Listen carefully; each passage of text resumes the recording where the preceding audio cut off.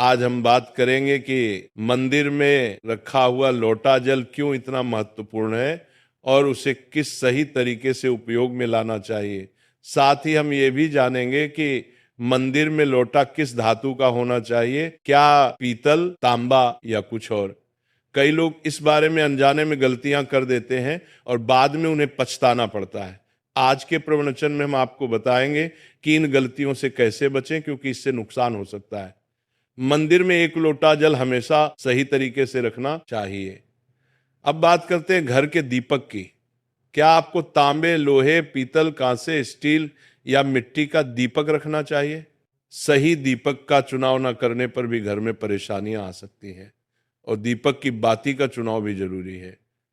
क्या कच्चा कलावा ठीक है या फिर रुई या सूती धागा सही रहेगा?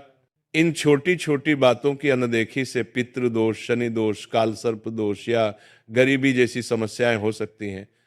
अब बहुत से लोग ये सवाल पूछते हैं कि मुख्य द्वार पर जल छिड़कने का सही समय और तरीका क्या है? क्या इसे स्नान के बाद करना चाहिए या बिना स्नान के भी किया जा सकता है? और क्या झाजू लगाने से पहले जल छिड़कना चाहिए या बाद में? एक और सवाल जो अक्सर पूछा जाता है वह है, क्या मासिक धर्म के दौरान मुख्य द्वार पर जल छिड़क सकते हैं या दीपदान कर सकते हैं? और जब मुख्य द्वार पर जल चढ़ाएं तो इसे अंदर की तरफ से चढ़ाएं या बाहर की तरफ से? फ्लैट या किराए के घर में रहने वाले लोग भी पूछते हैं कि मुख्य द्वार पर दीपदान और जल छिड़कने का सही तरीका क्या है। आज की प्रवचन इन्हीं सवालों के जवाब पर आधारित है। सबसे पहले हम ये जानेंगे कि घर के बाहर और अंदर दीपक जलाने के क्या फायदे हैं। खासकर घर के बाहर दीपक जलाने से जो 5 बड़े फायदे होते हैं वो आपको चौंका सकते हैं। भगवान की पूजा में दीपक जलाने का महत्व तो सभी जानते हैं। हिंदू धर्म में देसी घी या सरसों के तेल का दीपक जलाना बेहद शुभ माना जाता है तथा तिल के तेल का दीपक भी जलाया जाता है। लेकिन भगवान के सामने दीप जलाना केवल पूजा का एक तरीका नहीं है, बल्कि घर के अंदर और बाहर दीप जलाने से कई लाभ मिलते हैं। दीपक जलाने से न केवल सकारात्मक ऊर्जा उत्पन्न होती है, बल्कि 5 बड़े फायदे भी मिलते हैं। तो आइए जानते हैं। नंबर 1, पृथ्वी से अंधकार दूर होता है। घर में दीपक जलाने से न केवल घर का अंधकार दूर होता है, बल्कि ये नकारात्मक ऊर्जा को भी घर से बाहर कर देता है। जहां दीपक जलता है वहां सकारात्मक ऊर्जा का वास होता है। स्वाभाविक है कि जहां सकारात्मक ऊर्जा होगी वहां भगवान का भी वास होगा। इसीलिए शाम होने से पहले दीपक जलाना शुभ माना जाता है। तेल से जलने वाले दीपक का असर उसके बुझने के बाद भी आधे घंटे तक बना रहता है, जबकि शुद्ध देसी घी का दीपक वातावरण को करीब 4 घंटे तक सकारात्मक रखता है। नंबर 2, दीपक जलाने का वैज्ञानिक लाभ। जब घर में शुद्ध घी या सरसों के तेल का दीपक जलता है तो उसके धुएं से घर के माहौल में सात्विकता आती है। यह धुआं हानिकारक कणों को नष्ट करता है और वातावरण को शुद्ध बनाता है। नंबर 3, सुख समृद्धि का वास। जिस घर में भगवान के सामने दीप जलाया जाता है वहां माता लक्ष्मी की कृपा बनी रहती है। ऐसे घर में सुख समृद्धि का वास होता है। दीपक को पूर्व दिशा में रखने से व्यक्ति दीर्घायु होता है और उत्तर दिशा में रखने से धन संपन्नता बढ़ती है। दीपक न केवल घर के अंधकार को दूर करता है, बल्कि हमारे जीवन को भी प्रकाश की ओर ले जाता है।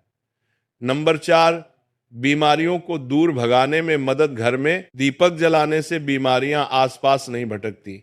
परिवार के सभी सदस्यों को स्वास्थ्य लाभ मिलता है। खासकर अगर दीपक के साथ एक लौंग भी जला दी जाए तो इसका असर दोगुना हो जाता है। यह त्वचा संबंधी बीमारियों को दूर करने में मदद करता है। नंबर 5, शुभ शक्तियों को आकर्षित करना। सनातन धर्म के अनुसार जिस घर में सुबह शाम दीप जलाया जाता है वहां कभी अंधकार नहीं होता। ऐसा घर शुभ शक्तियों को आकर्षित करता है। जलता हुआ दीपक शुभ शक्तियों को चुंबक की तरह खींचता है, जो घर के लिए अत्यंत लाभकारी होता है। अब जानते हैं कि मुख्य द्वार पर जल छिड़कने का सही समय और विधि क्या है। अगर आप मुख्य द्वार पर जल चढ़ाते हैं तो आपको यह ध्यान रखना है कि जल को रात में सोने से पहले एक पात्र में भरकर रखना चाहिए। आप कोई भी पात्र ले सकते हैं, जैसे तांबे, पीतल, स्टील या चांदी का। यदि गंगा जल उपलब्ध हो तो उसे थोड़ी मात्रा में डालें और फिर शुद्ध जल से पात्र भर दें। अगर गंगा जल नहीं है तो केवल शुद्ध जल भी पर्याप्त है। इस जल से भरे पात्र को अपने घर की रसोई में रख दीजिए। सुबह उठकर इस जल का छिड़काव अपने घर के मुख्य द्वार पर करें। मुख्य द्वार पर सुबह सबसे पहले छिड़का गया जल घर की सभी समस्याओं को दूर करता है। यदि आप नकारात्मक ऊर्जा, मानसिक परेशानी, आर्थिक तंगी या वास्तु दोष से परेशान हैं, तो ये उपाय आपकी मदद करेगा। रसोई में रखा जल मुख्य द्वार पर छिड़कने से आपके घर की परेशानियां समाप्त हो सकती हैं। ये उपाय न केवल वास्तु दोष और पितृदोष को समाप्त करता है, बल्कि तंत्र मंत्र या बुरी नजर के प्रभाव को भी खत्म करने में सहायक है। इस उपाय को नियमित करने से घर में सुख समृद्धि बनी रहती है और बीमारियों से भी मुक्ति मिलती है। आपको ये जल सूर्योदय से पहले मुख्य द्वार पर छिड़कना चाहिए। अगर सूर्योदय के बाद आप मुख्य द्वार को अन्य जल से धोना चाहे तो ये कोई समस्या नहीं है, लेकिन ये विशेष जल सूर्योदय से पहले ही छिड़क दिया जाना चाहिए। अब कई लोग पूछते हैं कि क्या ये जल छिड़कने से पहले स्नान करना जरूरी है या बिना स्नान किए भी इसे किया जा सकता है? देखिए, जो जल हम सुबह मुख्य द्वार पर छिड़कते हैं वो एक महत्वपूर्ण उपाय है। इसे स्नान करने के बाद करना आवश्यक नहीं है। सुबह जल्दी उठें, सबसे पहले रसोई में जाएं और पहले से रखे जल को लेकर मुख्य द्वार पर जाएं। मुख्य द्वार खोलें और इस जल का छिड़काव करें। जल छिड़कते समय अपने पितरों और माँ लक्ष्मी का ध्यान जरूर करें। ऐसा कहा जाता है कि सुबह सुबह माँ लक्ष्मी हर घर के द्वार पर आती हैं। जिन घरों के द्वार खुले होते हैं और जहां जल का छिड़काव किया गया होता है, वहां माँ लक्ष्मी प्रवेश करती है। जल छिड़कते समय अपने मन में माँ लक्ष्मी से प्रार्थना करें, माँ लक्ष्मी कृपया मेरे घर में प्रवेश करें, मैं आपका स्वागत करने के लिए तैयार हूं। इसके बाद पितरों का ध्यान करें, क्योंकि घर की दहलीज को पितरों का वास स्थान माना जाता है। जब आप दहलीज पर जल छिड़कते हैं तो पितर प्रसन्न होते हैं और उनका आशीर्वाद आपको मिलता है। स्नान करने की आवश्यकता नहीं है, आप बिना स्नान किए भी यह कार्य कर सकते हैं। अब आपके अगले प्रश्न की बात करें, क्या जल का छिड़काव झाड़ू लगाने के बाद करना चाहिए या पहले? इसका उत्तर यह है कि सुबह उठने के बाद सबसे पहला कार्य जल का छिड़काव करना चाहिए। इसके बाद आप झाड़ू लगा सकते हैं। सुबह उठते ही सबसे पहले बिस्तर पर बैठकर अपने दोनों हथेलियों को देखें और माँ लक्ष्मी का ध्यान करें। यदि चाहे तो निम्न मंत्र का उच्चारण कर सकते हैं।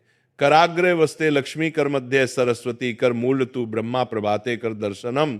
फिर दोनों हाथ जोड़कर देवी देवताओं को प्रणाम करें। इसके बाद हाथ से धरती को स्पर्श कर प्रणाम करें और धीरे से अपना दाहिना पांव जमीन पर रखें। फिर रसोई में जाकर जल लें और मुख्य द्वार पर जल छिड़कें। जल छिड़कते समय मां लक्ष्मी और पितरों का ध्यान अवश्य करें। उसके बाद आप अपने घर के अंदर आकर अपनी दिनचर्या जैसे झाड़ू लगाना, स्नान करना आदि कर सकते हैं। अब कुछ लोगों का यह सवाल होता है कि क्या जल छिड़कने के बाद मुख्य द्वार की सफाई की जा सकती है? तो हाँ, आप ऐसा कर सकते हैं। पहले रसोई में रखा जल मुख्य द्वार पर छिड़क दें। इसके बाद अतिरिक्त पानी लेकर मुख्य द्वार की अच्छे से सफाई झाड़ू या पानी से कर सकते हैं। कुछ लोग पूछते हैं कि अगर वे फ्लैट या किराए के कमरे में रहते हैं तो जल का छिड़काव और दीपदान कहाँ करें? तो इसका उत्तर यह है कि आप जहां रहते हैं वहां के मुख्य द्वार को ही माने। मतलब जिस दरवाजे पर आपका नाम लिखा हो या नेम प्लेट लगी हो, वही जल छिड़कें और दीपदान करें। अगर आपके पास एक ही कमरा है तो कमरे के दरवाजे को मुख्य द्वार माने और वहीं पर यह उपाय करें। अब अगला सवाल यह है कि क्या मासिक धर्म के दौरान मुख्य द्वार पर जल छिड़का जा सकता है और दीपदान किया जा सकता है? जल छिड़कने के लिए मासिक धर्म का कोई असर नहीं होता। आप जल छिड़क सकती हैं, लेकिन दीपदान कार्मिक पूजा में आता है, जो बिना शुद्धता के नहीं किया जा सकता। इसका मतलब यह है कि मासिक धर्म समाप्त होने के बाद ही दीपदान करें। इसके अलावा कुछ लोग पूछते हैं कि मंदिर में जल रखना जरूरी है या नहीं, और रखा हुआ जल क्या करना चाहिए? तो शास्त्रों के अनुसार घर के मंदिर में एक लोटा जल रखना बहुत जरूरी है। जल ऊर्जा को संचित करता है। जब आप पूजा करते हैं, मंत्र जपते हैं या भगवान से प्रार्थना करते हैं, तो इन सभी की ऊर्जा उस जल में समाहित हो जाती है। यही कारण है कि मंदिर में जल रखना आवश्यक है। सुबह की पूजा के दौरान 1 लोटा जल मंदिर में रखें और दीपक जलाएं। यह अग्नि और जल के संतुलन का प्रतीक है। पूजा के बाद इस जल का उपयोग शुभ कार्यों में करें, जैसे पौधों में डालना या घर में छिड़काव करना। यह सकारात्मक ऊर्जा को बढ़ाता है। सुबह की पूजा के समय हम मंदिर में जल रखते हैं। अगली सुबह जब आप पूजा करने जाते हैं तो सबसे पहले उस जल का उपयोग करें। आप पूरे घर में उस जल का छिड़काव कर सकते हैं। ये जल आपके घर को शुद्ध करता है, क्योंकि ये सकारात्मक ऊर्जा से भरा होता है। इससे कई बीमारियां भी दूर हो जाती हैं और घर में नकारात्मक ऊर्जा का प्रवेश नहीं होता। अगर आप नियमित रूप से इस जल का छिड़काव करते हैं तो आपके घर की समस्याएं धीरे धीरे खत्म हो जाती हैं। कभी कभी लोग ये शिकायत करते हैं कि दवाइयां असर नहीं करती। ऐसे में अगर दवाइयों के साथ साथ रोगी को इस जल से पानी दिया जाए तो दवाइयां जल्दी असर करने लगती हैं। इसी तरह अगर परिवार में कलह और झगड़े रहते हैं तो परिवार के सभी सदस्य इस जल को थोड़ा थोड़ा पी सकते हैं। इससे धीरे धीरे सकारात्मक विचारों का प्रवाह शुरू होता है और घर में शांति और समन्वय आता है। अगर आपका कोई व्यापार है या दुकान है तो इस जल का थोड़ा सा छिड़काव वहां भी करें। यह आपके व्यापार को सफल बनाता है और किसी भी तरह की परेशानी से बचाता है, क्योंकि यह जल बेहद सकारात्मक ऊर्जा से भरा होता है। अब बात करते हैं कि मंदिर में जल क्यों रखा जाता है। जल को अमृत माना जाता है और यह देवी देवताओं के लिए विशेष महत्व रखता है। मंदिर में 1 लोटा जल रखना उतना ही आवश्यक है जितना कि आप रोजाना भोजन करते हैं। जब हम भगवान की पूजा करते हैं तो तांबे या पीतल के पात्र में 1 लोटा जल जरूर रखना चाहिए। ये जल एक सागर की तरह होता है और हमारे जीवन के दुखों को समाप्त करने में मदद करता है। यदि कोई व्यक्ति भगवान को रोजाना भोजन नहीं कर सकता तो वो मंदिर में 1 लोटा जल रख सकता है, जिससे उसकी पूजा पूरी होती है, ताकि भगवान इसे ग्रहण करें। और ये जल रूपी प्रसाद अगले दिन सुबह आप प्रसाद समझकर ग्रहण करें। लेकिन याद रखें, मंदिर में रखा जल कभी भी तुलसी में अर्पित नहीं करना चाहिए, क्योंकि यह जल सभी देवी देवता ग्रहण करते हैं।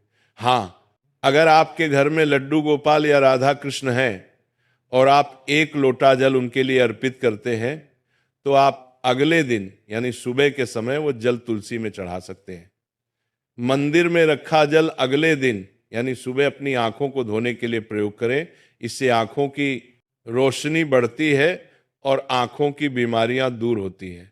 शास्त्रों के अनुसार जो लोग मंदिर में 1 लोटा जल भरकर नहीं रखते उनके घर में अकाल पड़ जाता है, घर की स्थिति खराब हो जाती है, परिवार में मुसीबतें आ जाती हैं और गरीबी का सामना करना पड़ता है।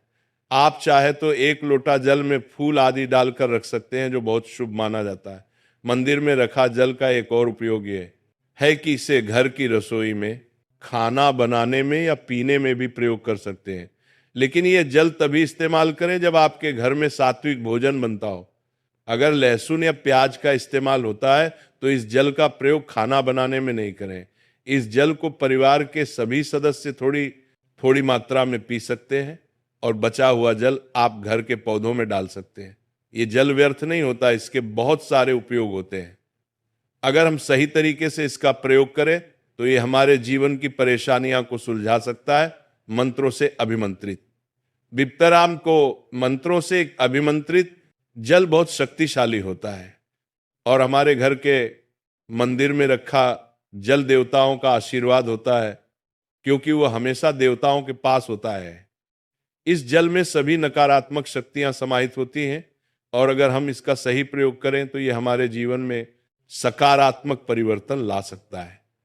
मतलब आप जल को पीने, खाना बनाने, घर में छिड़काव करने में इस्तेमाल करते हैं तो इससे हमारी समस्याओं का समाधान होता है। और अगर कोई भी कार्य नियमित तौर पर किया जाता है तो हमें उसका लाभ जरूर मिलता है।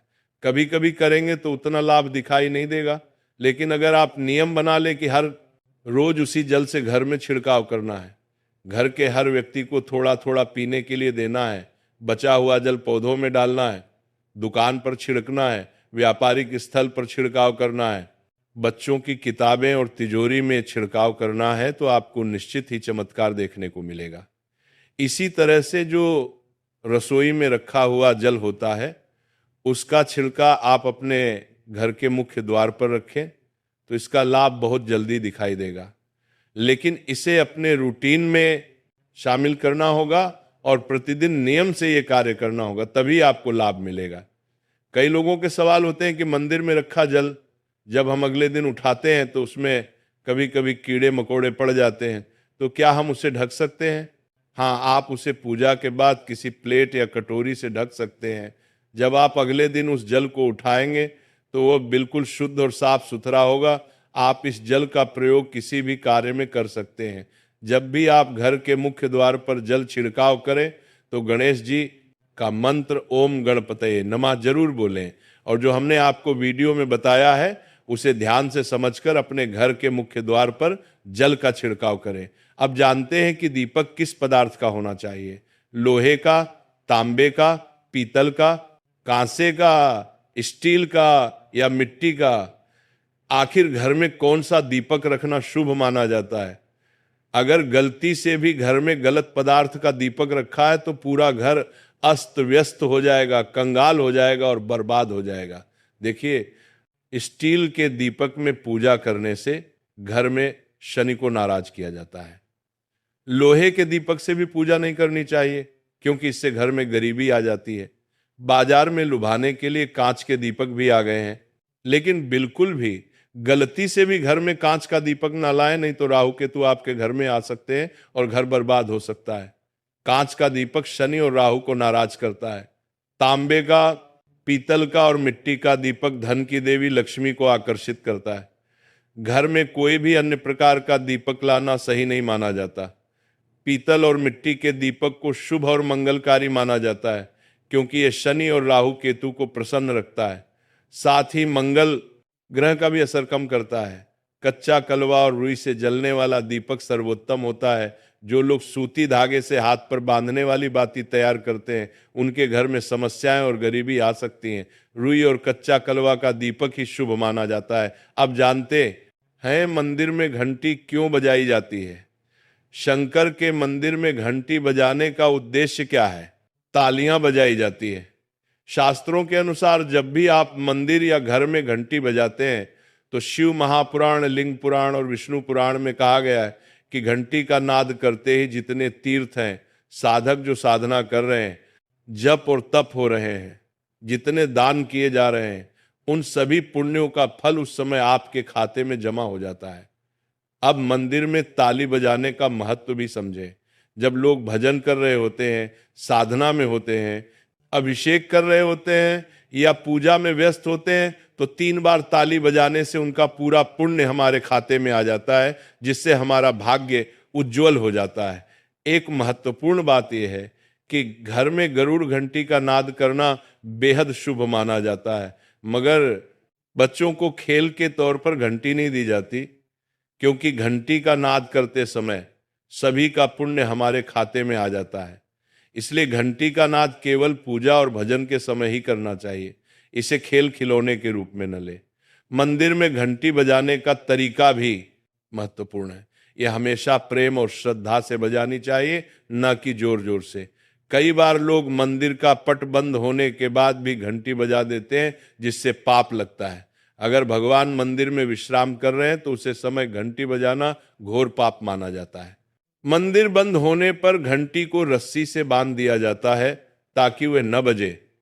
घंटी बजाने का सबसे शुभ समय सुबह 4 बजे से लेकर 11 बजे तक होता है क्योंकि यह समय अत्यंत मंगलकारी होता है।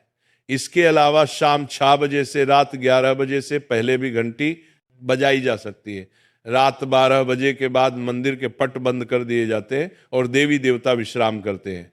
इस समय घंटी बजाना पुण्य के बजाय पाप का कारण बन सकता है। आज की प्रवचन आपको कैसी लगी कृपया कमेंट करके हमें बताएं। अगर आप माता लक्ष्मी का सम्मान करते हैं तो एक लाइक जरूर करें और हमारे चैनल को सब्सक्राइब करके कमेंट में जय माता लक्ष्मी जरूर लिखें। धन्यवाद।